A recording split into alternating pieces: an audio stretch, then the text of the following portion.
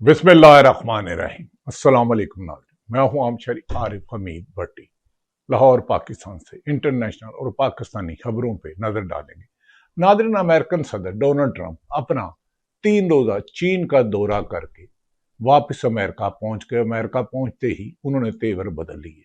लगता है वो चीन में जो चाहते थे कि चीन उनका साथ दे और ईरान को फोर्स करे कि वो फौरी तौर पर जंग बंदी करे, लेकिन उन्होंने बड़ी बैलेंस गुफ्तगू की। और डोनाल्ड ट्रंप माजी की निस्बत जो हर एक हुक्मरान के साथ छेड़खानी करते थे, कभी हाथ धुलाते थे, कभी हाथ लगाते थे, कभी तंज करते थे, लेकिन चीन में वो हाथ से संजीदा रहे। और शी जीपिंग चीनी सदर उन पर बज़ाहिर हावी रहे।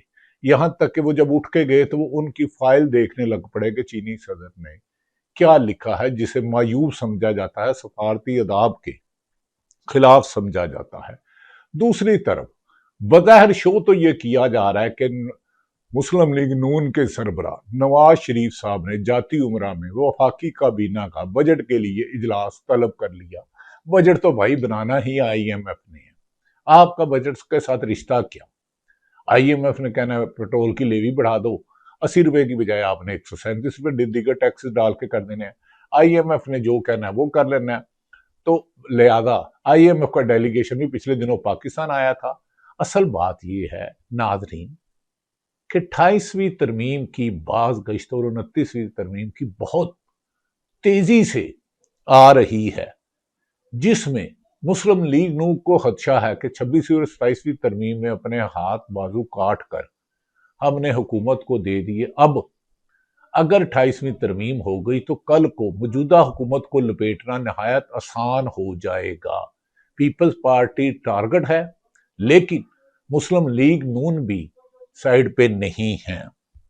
28वीं तरमीम में एक तो बात उसके बाद 29वीं आएगी, सूबों की तादाद में इजाफा हो सकता है, गवर्नर राज का तरीकाकार चेंज हो सकता है, सूबों को अख्तियार लेके वफाक को ज्यादा फंड दिया जा सकता है, और तो और वोटर की उम्र 18 साल से बढ़ाकर कर सकती है। मैं एक बात बताऊं, ये हुक्मरानों को समझ नहीं आ रही, ये अकल के अंधे हो चुके हैं। ये फॉर्म 47 जाली तरीके से तैयार करवाकर अवाम की पल्स को समझ ही नहीं पा रहे। वोटर की उम्र 18 साल की बजाय 22 साल कर लो या 92 साल कर लो, ये अवाम ने इस दफा आपको वोट नहीं देना। जो मुस्लिम लीग नून, पीपल्स पार्टी, MQM, मौलाना फजलुर रहमान जो जमात में शामिल नहीं है लेकिन हुकूमत का हिस्सा है, जो आपने किया अवाम में और आप में इतने फासले हो चुके हैं कि आपको अब जोड़ा नहीं जा सकता। बानी PTI इमरान खान जिस दिन अदालतों पर दबाव खत्म हो गया, 26वीं और 27वीं तरमीम रोल बैक हो गई, जस्टिस मंसूर अली शाह, जस्टिस शहजाद मलिक, कतर मनेला साहब जैसे साहबे कानून दान, कानून के साथ चलने वाले, आइन के साथ चलने वाले जज साहबान आ गए, तो इमरान खान की रिहाई तो अडयाला जेल के दरवाजे पर पहुंच चुकी है। उसे रोका गया है नाके लगा के, पुलिस के रुकावटें खड़ी करके, खंदके खोल के, बैरियर लगा के, मुख्तलिफ रुकावटें खड़ी करके जब वो लॉन्ग मार्च का ऐलान करती है PTI, तो पूरे पाकिस्तान को जेल बना दिया जाता है, हर सड़क को नो गो एरिया बनाया जाता है। और कुछ वैसे PTI के लोग इनके साथ फिट है और कुछ गिट मिट है और कुछ डरे हुए हैं। लिहाजा ये बेवकूफों वाली बात करें। हमारे दोस्त नदीम अफजल चंद जो पीपल्स पार्टी के लीडर है, उन्होंने तो यहां तक कह दिया कि ये बेवकूफ है, इमरान खान अडयाला जेल से इसी साल बाहर आ सकता है। याद रखें कि नदीम अफजल चंद पीपल्स पार्टी छोड़कर पाकिस्तान तरीके इंसाफ ज्वाइन कर चुके थे। उन्हें इमरान खान ने अपना एडवाइजर बनाया था, गो कि उनसे वो काम नहीं ले सके। जो नदीम अफजल चंद पीपल्स पार्टी में जीरक सियासतदान और टू दी पॉइंट और हमेशा अपनी पार्टी पर भी तनकीद करते हैं। हाँ, बिलावल को वो डिफेंड करते हैं, लेकिन जरदारी साहब से वो इतने खुश नहीं। उन्होंने कहा है कि इमरान खान जल्द रिहा होंगे, और उन्होंने कहा कि आसफ अली जरदारी वो मटीरियल ही नहीं है जो खुद रिजाइन दे। कुछ लोग लगड़ बगड़ चमचे करचे ये कह रहे थे कि 28वीं तरमीम के बाद आसफ अली जरदारी के अलावा कोई कहता था नवाज शरीफ को सदर बनाना है, कोई कुछ और कहता था, जबकि उन्होंने पीपल्स पार्टी की क्यादत अब खुल के सामने आ गई है। उन्होंने कहा कि अगर हमारे सदर को या हमें छेड़ा गया तो मौजूदा हुक्मरान नहीं रहेंगे, ना बजट मंजूर करा सकते हैं, ना ही कोई तरमीम ला सकते हैं। 28वीं तरमीम भूल जाए, 27वीं और 26वीं तरमीम हमारी वजह से हुई नहीं, उसमें तो आप शरीके जुर्म थे। पीपल्स पार्टी के लीडरान ने कायदे मिल्लत, घी की है किल्लत, इंसाफ की है किल्लत, जो अवाम से धोखा देगा उसके नसीब में होगी जिल्लत। नाज़रीन, ये वो सूरत हाल है जो मैं आपको बताता हूँ। इस पर नदीम अफजल चांद ने ये भी कहा कि जब भी कुछ बड़ा होना हो, कभी नैब मुतरक हो जाती है, कभी ऑडियो वीडियो के खेल आ जाते हैं, कभी पीपल्स पार्टी के कुछ लोग और कुछ लोग कह रहे हैं कि अनमोल पिंकी के किस्से आ जाते हैं। कोई कहता है मेरे पास वीडियो है, फुल स्क्रीन चलेगी, कैप्टन सफदर साहब फरमाते थे। कोई कहता है ऐसी ऐसी वीडियो लाऊंगा कि शर्म आती है, मैं देख भी ना सकूं। ये आखिर धंधे कौन करता है गंदे? ये धंधे तो गंदे हैं, ये जलालत है, ये रसवाई है। आइन और कानून के मुताबिक इलेक्शन लड़े। अगर अवाम वोट दे तो 100 दफा हुकूमत करे, अक्सरियत पूरी हो तो 5 साल करे, दोबारा इलेक्शन हो, दोबारा जिसे वोट दे वो दले। कहीं आरओ को अगवा कर लेना, कहीं इलेक्शन वाली जमात से, पीटीआई से निशान छीन लेना, कभी कैंडिडेट को हल्के में ना जाने देना, कभी उसको दफ्तर ना खोलने देना। इस जुल्म और सितम की दास्तान से तो मुन्नी बदनाम हुई से ज्यादा जमहूरियत बदनाम हुई। वो जाली इलेक्शन तुम्हारे जरिए।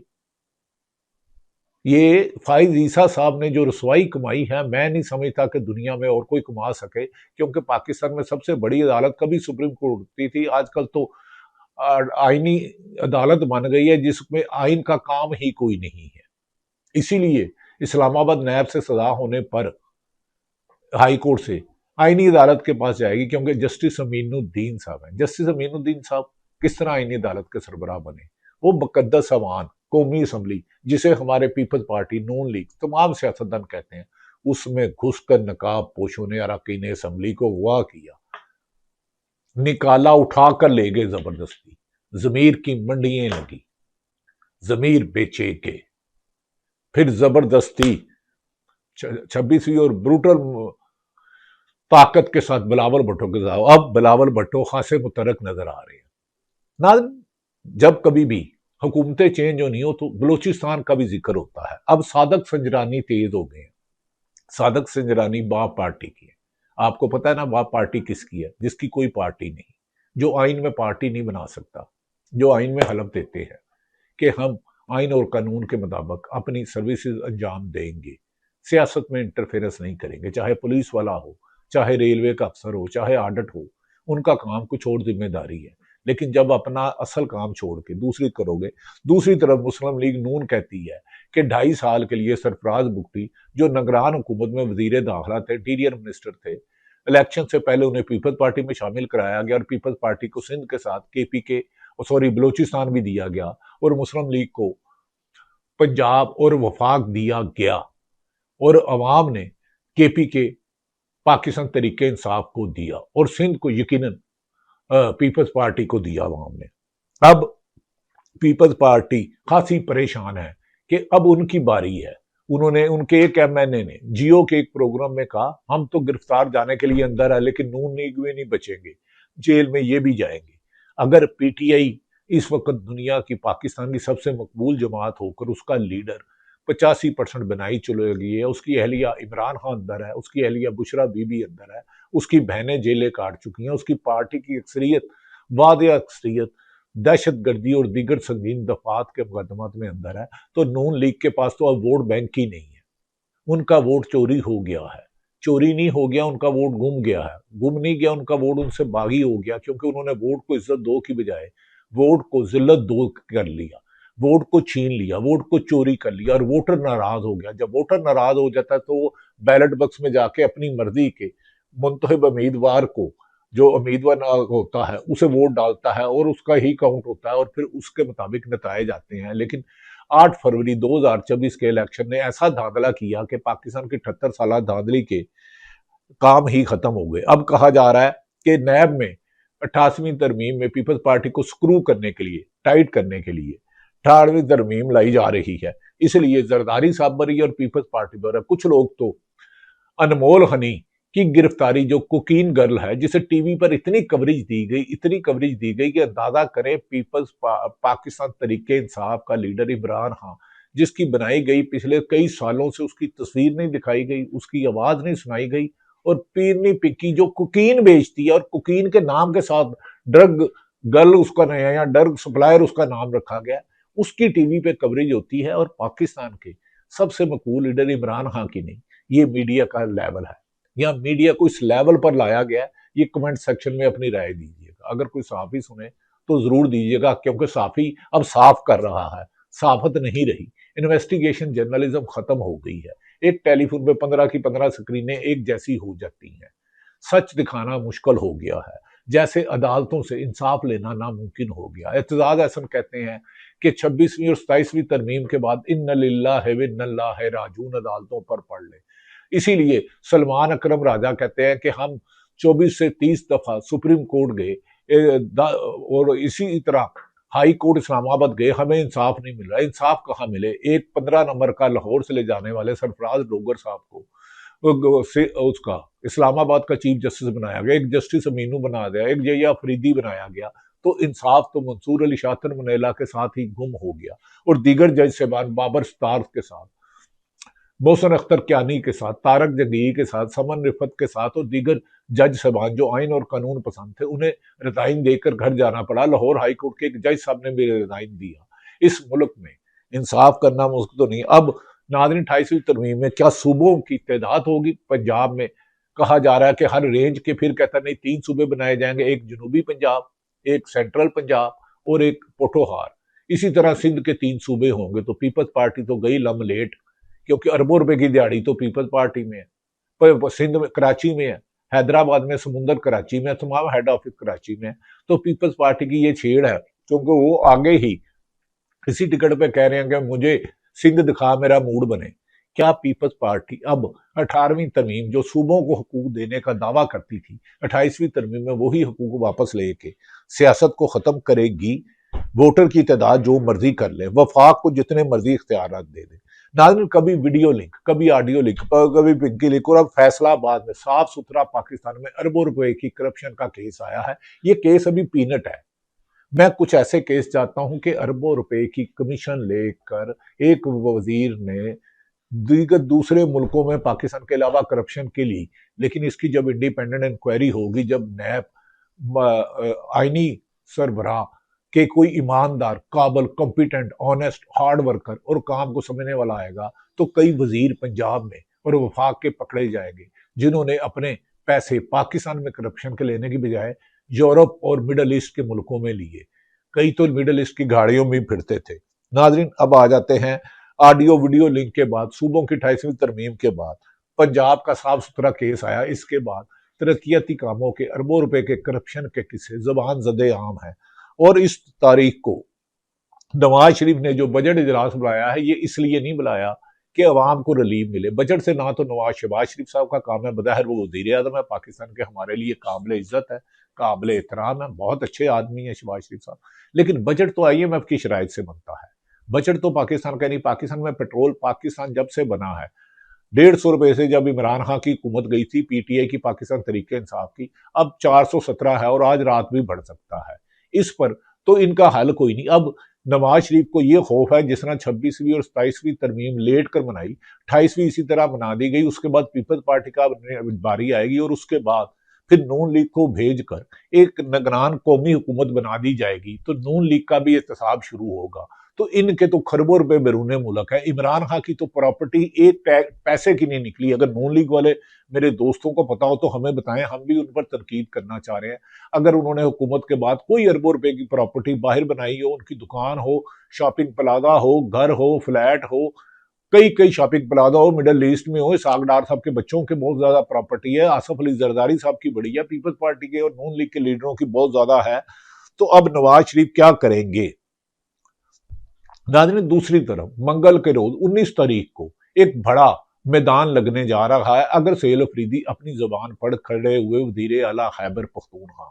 पिछली मंगल को उन्होंने कहा था कि हम केपीके से आए हैं, हमारे लीडर इमरान खान को कैद तन्हाई में रखा हुआ है, उसकी बहनों से नहीं मिलने दिया जाता। वो खुद वजीर आला है एक सूबे के, उन्होंने कई दफा रिक्वेस्ट की, इस्लामाबाद हाई कोर्ट में भी गए, उन्हें वहां से भी नहीं इंसाफ नहीं मिला।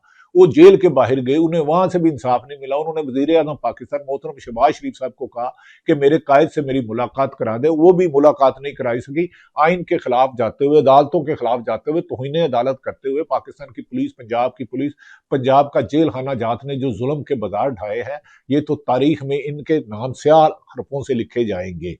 अब सैयद अफरीदी ने कहा है कि अगर अब 19 तारीख को जो मंगल आ रही है, मैं, मेरे वुजरा, मेरे अरकान असम्बली, मेरे बशीर एडवाइजर सारे एक जुलूस की सूरत में आएंगे। और हमारे एक इस्लामाबाद के सीनियर सहाफी और एक सियासतदान ने बताया है कि मुमकिन है कि उन्हें अटक या चक्री अगर मोटरवे से आते हैं तो रोक लिया जाएगा, उन्हें अडयाला जेल के बाहर नहीं जाया जाएगा। अडयाला जेल को भी रेड जोन करार दे दिया गया है। अगर सैयद अफरीदी के बुजुर्ग मिनिस्टर बशीर आते हैं तो क्या पुलिस उन पर फिर गोली चलाएगी? क्या उन पर फिर लाठीचार्ज करेगी? क्या फिर उन पर आंसू गैस फेंकेगी? क्योंकि उन्होंने कहा है कि हम उधर ही रहेंगे, चाहे हमें मारे, पुलिस पीटे, हमें गिरफ्तार करे।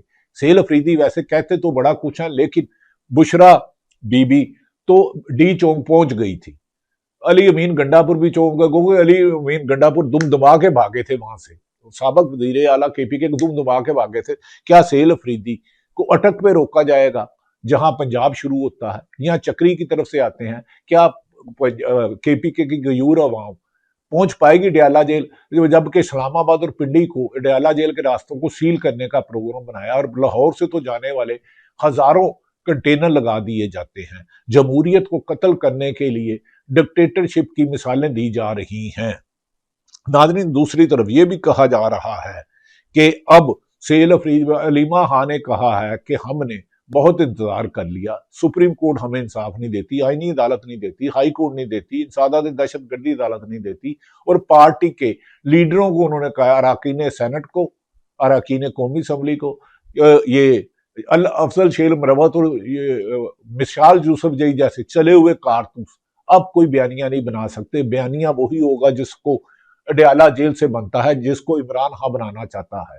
अगर इमरान खान की सारी लीडरशिप भी ये ले ले तो इलेक्शन शफाफ कराए, तो इमरान खान के नाम पर खड़ा होने वाला जीरा सब्जी वाला, मीदा कुलचे वाला या पीएचडी कोई भी साहब जीत सकता है, क्योंकि अवाम और हुकूमत में इतने फासले हैं कि जो महंगाई बम वहां पे की है, बिजली की कीमत में इजाफा किया, पेट्रोल गैस रोजमर्रा की अशिया में मौजूदा हुक्मरान इस वक्त अवाम से बहुत दूर हो चुके हैं और इलेक्शन चलाने की मुहिम में नहीं रहे। अब मंगल के रोज 19 मई को देखते हैं कि अडयाला जेल के बाहर पहुंचते हैं और हुकूमत क्या करती है। दूसरी तरफ नाज़रीन, ये भी कहा जा रहा है कि डोनाल्ड ट्रंप जो उम्मीदें लेकर आए थे अमेरिका के विजिट पर, वो उतनी कामयाब नहीं हुई। उनके प्रेसिडेंट शी जी पिंक ने वादे तौर पे कहा कि उनकी यूक्रेन उनकी रेड लाइन है, उस पर बात ही ना करे। उन्होंने कहा ईरान का एटमी ताकत बनना हक है, ताहम बहरा हुर्मुज़ पर टूल किसी को नहीं लगाना चाहिए। लेकिन ईरान ने वापसी जवाबी हमला किया, ईरान ने हमला नहीं किया।